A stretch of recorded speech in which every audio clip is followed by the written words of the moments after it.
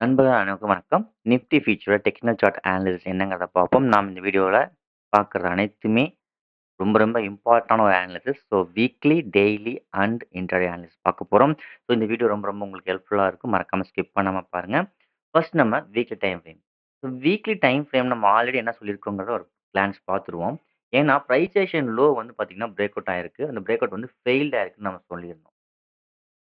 இந்த break out ஃபெயில்டுக்கு market வந்து ஃபர்ஸ்ட் லெவலா வந்து 26,400க்கு போறதுக்கு நெறைய சான்சஸ் இருக்கு அப்டின்னும் நம்ம சொல்லியிருந்தோம்.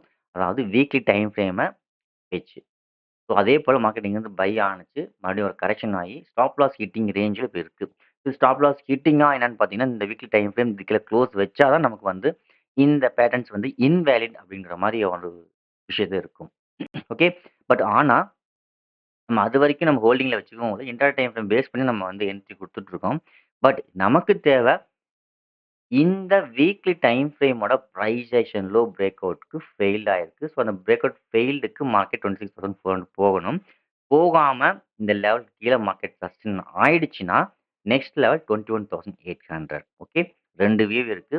இந்த லோக்கு கீழ மார்க்கெட் சஸ்டெயின் ஆயிடுச்சுன்னா, ரீகன் மார்க்கெட் இங்கருந்து புல் பேக் ஆயிட்டு 26,400 வரைக்கும் போறதுக்கு பாசிபிலிட்டிஸ் நெறையா இருக்கு. அடுத்தது ஒருவேளை இந்த லெவலுக்கு கீழ மார்க்கெட் சஸ்டெயின் ஆயிடுச்சுன்னா, 21,800 வரைக்கும் வரதுக்கு நெறைய சான்சஸ் இருக்கு. இதுதான் வந்து வீக்லி டைம் ஃப்ரேம் நமக்கு இண்டிகேட் பண்ணக்கூடிய முக்கியமான ஒரு சார்ட் அனாலிசிஸ்.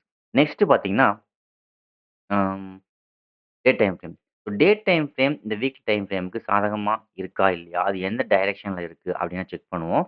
டே டைம் ஃப்ரேமே பார்த்தீங்கன்னா, கிட்டத்தட்ட பிரைஸ் ஆக்ஷன் வந்து பிரேக் அவுட் ஆயிட்டு, இட்ஸ் அ ஃபெயில்டு கேண்டில் ரீகன் குடுத்துருக்கு. அது என்னன்றத பார்ப்போம். ஸோ இது ரொம்ப ரொம்ப இம்பார்ட்டன்டான விஷயம். நான் டெலகிராம் சேனல்லயும் அப்டேட் பண்ணியிருந்தேன். அதாவது வந்து பார்த்தீங்கன்னா, bullish harami. Day time frame பொறுத்தவரைக்கும் பார்த்தீங்கன்னா, கிளியரா it's a price action low break out ஆயிடுச்சு. பட் பிரேக் அவுட் ஆனது இந்த பிரைசேஷன் லோக்கும் சரி, ஸோ 2 லோ இருக்கு. ஸோ இந்த பிரைசேஷன் லோக்கும் சரி. கிட்டத்தட்ட பிரேக் அவுட் ஆன பிறகு it's a bullish harami pattern. So இது புல்லிஷ் ஹராமியா இல்லையான்றத நீங்க கூகுள்ல போய் சர்ச் பண்ணி பாருங்க தெரியும். ஒருவேளை இது புல்லிஷ் ஹராமி வந்து எனக்கு கன்ஃபர்மேஷன் குடுக்கல. ஞாபகம் வச்சுக்கோங்க. கன்ஃபர்மேஷன் குடுக்கணும்னாலும் அது கூகுள்ல போய் சர்ச் பண்ணீங்கன்னா உங்களுக்கு தெரிஞ்சிடும். என்ன மாரி கன்ஃபர்மேஷன் குடுக்கணும் அப்படிங்கிறது.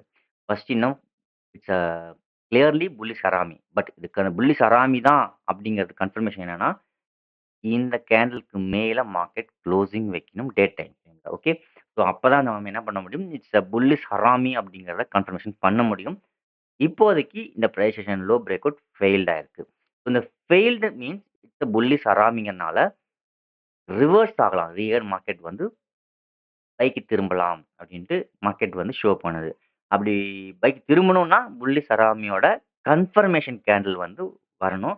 அது வரணும்னா, மார்க்கெட் வந்து இதுக்கு மேல வந்து க்ளோஸ் வைக்கணும். ஓகேவா?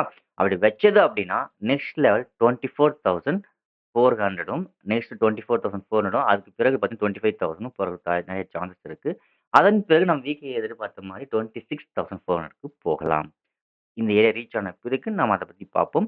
இப்போதைக்கு மார்க்கெட் வந்து டே டைம் ஃப்ரேம்ல it's bullish harami candle formation குடுத்திருக்கு. அதுக்கான கன்ஃபர்மேஷன் குடுத்ததுன்னா, மார்க்கெட் புல் மோட்ல போறதுக்கு நெறைய சான்சஸ் இருக்கு. ஒருவேளை மார்க்கெட் இந்த புல்லிஷ் ஹராமிய பிரேக் பண்ணிடுச்சு, சஸ்டெயின் ஆயிடுச்சுன்னா, நெக்ஸ்ட் லெவல் 21,800 இந்த லெவலுக்கு வரதுக்கும் பாசிபிலிட்டீஸ் இருக்கு.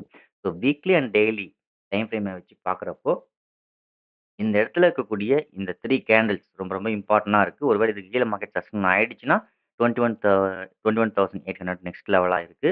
ஒருவேளை இந்த ஃபெயில்ட கரெக்ட்டா கேப்சர் ஆயிடுச்சு, கன்ஃபர்மேஷன் குடுத்துருச்சு புல்லிஷ் ஹராமி அப்படின்னா, நெக்ஸ்ட் 25,000 ஃபர்ஸ்ட் டார்கெட்டாவும், 26,400 செகண்ட் டார்கெட்டாவும் நம்ம கொண்டு போலாம்.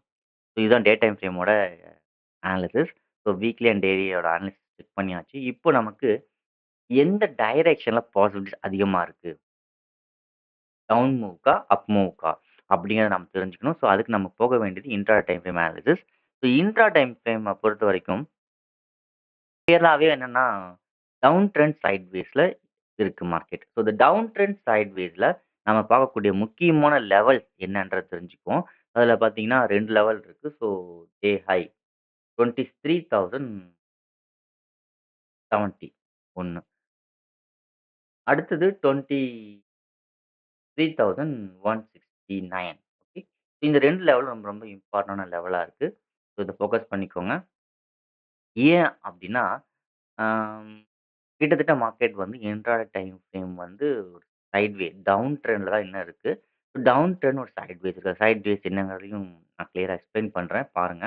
ஸோ டவுன் ட்ரெண்ட்ல பிரேக் அவுட் ஆயிடுச்சு.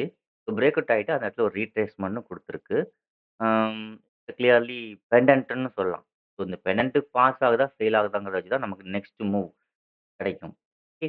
ஸோ இப்போ பார்த்தீங்கன்னா, மார்க்கெட் வந்து இங்கிருந்து டவுன் மூவ் குடுத்து clearly pendant pattern formation குடுத்துருக்கு.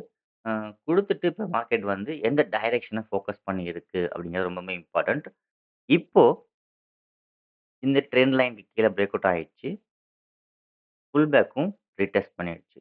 So இப்போ மார்க்கெட் ஒருவேளை நாளைக்கு இந்த லோ 23,169 பிரேக் ஆச்சுன்னா, நம்ம நெக்ஸ்ட் ஒரு நல்ல ஒரு மூவ் இருக்கு. அதாவது 21,800 வரைக்கும் போறதுக்கான சான்சஸ் இருக்கு. ஸோ அக்யூரேட்டான லெவல் என்னங்க நான் டெலகிராம் சேனல்ல அப்டேட் பண்றேன். தேவைப்படுறவங்க போய் ஜாயின் பண்ணிக்கோங்க. அதுக்கான டிஸ்கிரிப்ஷனுக்கான லிங்க் வந்து டிஸ்கிரிப்ஷன்ல குடுத்துருக்கேன். போய் ஜாயின் பண்ணிக்கலாம். ஓகே. ம். நெக்ஸ்ட் 23,169 இந்த லெவல பிரேக் பண்ணுச்சுன்னா, டே டைம் ஃப்ரேம் அந்த வீக்லி டைம் ஃப்ரேம் 2க்கும் அனலைஸ் பண்ண மாரி நம்ம என்ன பண்ணலாம், 21,800 வரைக்கும் டவுன் மூவ் போறதுக்கு சான்சஸ் இருக்கு அப்படிங்கிறத நமக்கு இன்ட்ரா டைம் ஃப்ரேம் நமக்கு வந்து ஷோ பண்ணுது. இந்த லெவல பிரேக் பண்ணி சஸ்டெயின் ஆயிடுச்சுன்னா, ஃபெயில்ட் ஆகாம இருக்கணும். ஞாபகம் வச்சுக்கோங்க. ஓகே. நெக்ஸ்ட் ஒருவேளை மார்க்கெட் வந்து அ இந்த மாரி ஸ்ட்ரக்சர் குடுக்கல. டைரக்ட்டா வந்து மார்க்கெட் வந்து மேல போய் ரிட்டெஸ்ட் பண்ணது. இப்படியே பிரேக் அவுட் ஆயிடுச்சு. ஒருவேளை நாளைக்கு. அப்படின்னா, it's again confirmation. It's bullish harami. Day time ஃப்ரேம்ல புல்லிஷ் ஹராமி அப்படிங்கிற பேட்டர்ன வந்து கன்ஃபர்மேஷன் குடுக்கறதுக்கான சான்சஸ் நெறைய இருக்கு. ஸோ ஒருவேளை மார்க்கெட் 23,370 லெவல பிரேக் பண்ணி சஸ்டெயின் ஆயிடுச்சுன்னா, நெக்ஸ்ட் லெவல் 23,700 வரைக்கும் போறதுக்கு சான்சஸ் இருக்கு. ஓகேங்களா? ஸோ இந்த லெவலுக்கு மேல க்ளோஸ் வைக்கும் பட்சத்தில், அதாவது இந்த லெவலுக்கு மேலேயே மார்க்கெட் க்ளோஸ் வச்சுச்சுனாலே, கன்ஃபர்மேஷன் புல்லிஷ் ஹராமி அப்படிங்கிறத நமக்கு குடுக்குது. ஸோ ஞாபகம் வச்சுக்கோங்க. ஸோ நாளைக்கு பொறுத்தவரைக்கும் 23,370யும் 23,169 இந்த 2 லெவலும் ரொம்ப ரொம்ப இம்பார்ட்டன்ட்டா இருக்க போகுது. ஸோ எந்த சைடு பிரேக் அவுட் ஆகுதோ, அந்த டைரக்ஷன்ல நம்ம இருக்க போறோம். நம்ம புட் சைட் ஹோல்டிங் வச்சிருக்கோம். ரீசன்